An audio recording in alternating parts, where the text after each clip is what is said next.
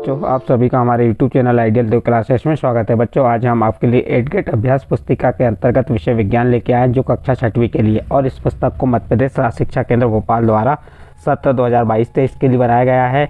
और आज हम आपके लिए पार्ट 2 भोजन के घटक लेके आए हैं। इसके अति लघु उत्तरीय प्रश्न आपको समझाएंगे।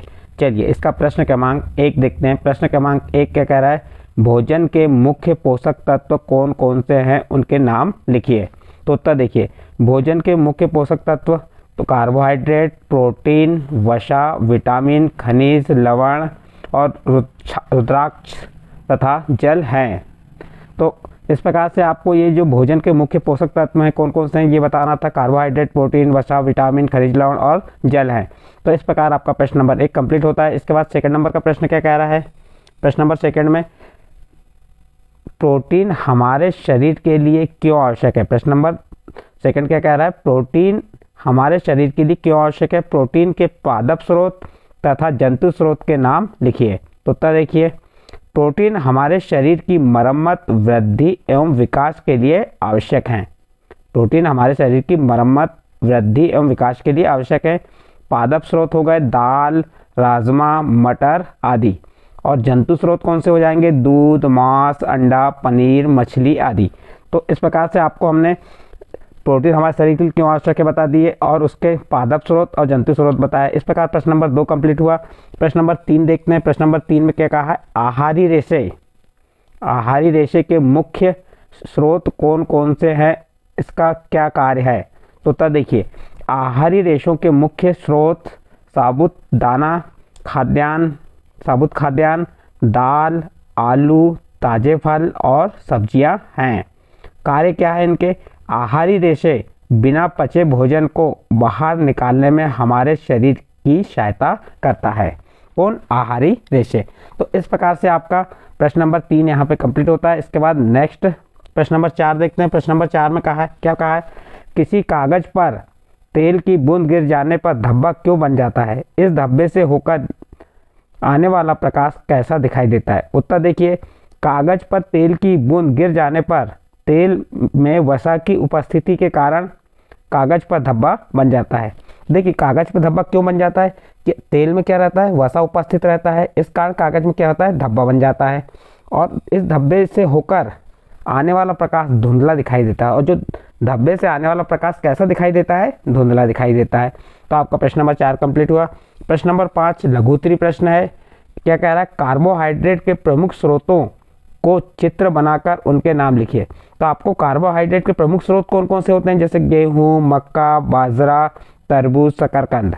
तो क्या करना है? इनके चित्र बना के आपको बताना है। आप गेहूं का चित्र बना लेंगे, मक्का का, बाजरा का, तरबूज का, शकरकंद का। और ये आपकी पुस्तक में दिया हुआ है। देखो, कार्बोहाइड्रेट के स्रोत यहाँ पे और दिए हुए हैं।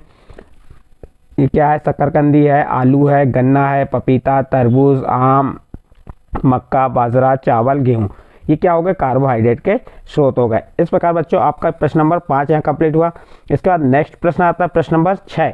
विटामिन सी के प्रमुख स्रोतों के चित्र बनाकर उनके नाम लिखिए। तो देखिए, विटामिन सी के प्रमुख स्रोत क्या है? संतरा, टमाटर, नींबू, आंवला, मिर्च, अमरूद। ये क्या है? विटामिन सी के प्रमुख स्रोत हैं।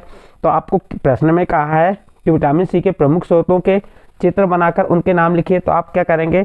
चित्र बना लेंगे और उनके नाम लिख देंगे, जैसे संतरा का, टमाटर का, नींबू, आंवला, मिर्च, अमरूद। तो ये आपके विटामिन सी के कुछ स्रोत हो गए। इसके बाद नेक्स्ट प्रश्न है प्रश्न नंबर 7। अभावजन्य रोग किन्हें कहते हैं? अभावजन्य रोग किन्हें कहते हैं? अभावजन्य रोगों के नाम लिखो। उत्तर देखिए, वे रोग जो लंबी अवधि तक पोषकों के अभाव के कारण होते हैं उन्हें अभावजन्य रोग कहते हैं।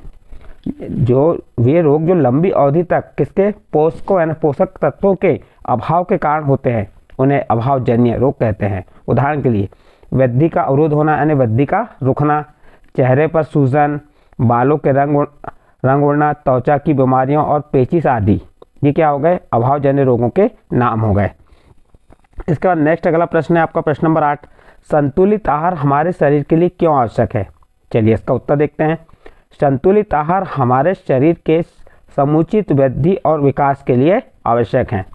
प्रश्न था, संतुलित आहार हमारे शरीर के लिए क्यों आवश्यक है? तो इसका उत्तर हो जाएगा संतुलित आहार हमारे शरीर के समुचित वृद्धि यानी हमारे शरीर की पूरी वृद्धि और विकास के लिए आवश्यक है।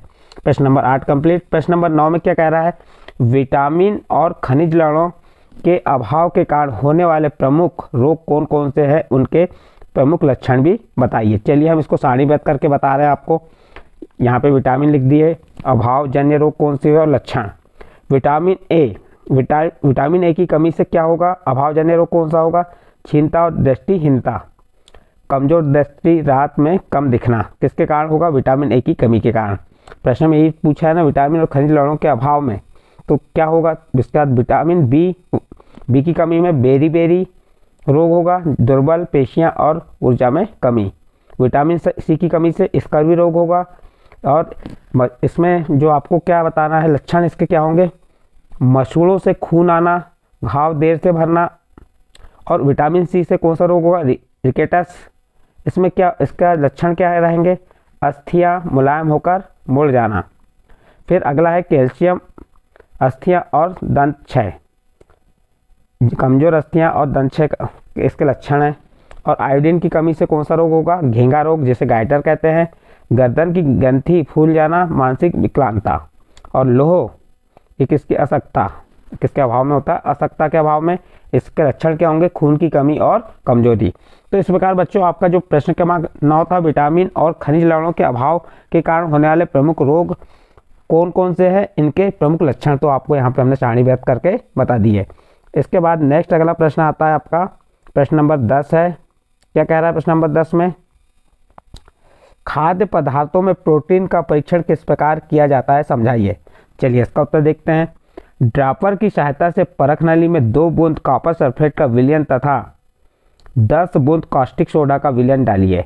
अच्छी तरह हिलाकर कुछ मिनट के लिए परख नली को रख दीजिए। परख नली का पदार्थ बैंगनी रंग का हो जाएगा। यही बैंगनी रंग खाद्य पदार्थ में प्रोटीन की उपस्थिति दर्शाता है। तो प्रश्न क्या था? खाद्य पदार्थों में प्रोटीन का परीक्षण किस प्रकार करेंगे? तो आपको क्या करना पड़ेगा? ड्रॉपर की सहायता से परख नली में 2 बूंद कॉपर सल्फेट का विलयन तथा 10 बूंद किसका? कास्टिक सोडा का विलयन डालिए।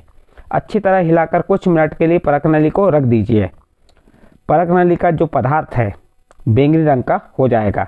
यही बैंगनी रंग खाद्य पदार्थ में प्रोटीन की उपस्थिति दर्शाता है। इसको उदाहरण के तहत ऐसे बता सकते हैं, इसका समीकरण बना के।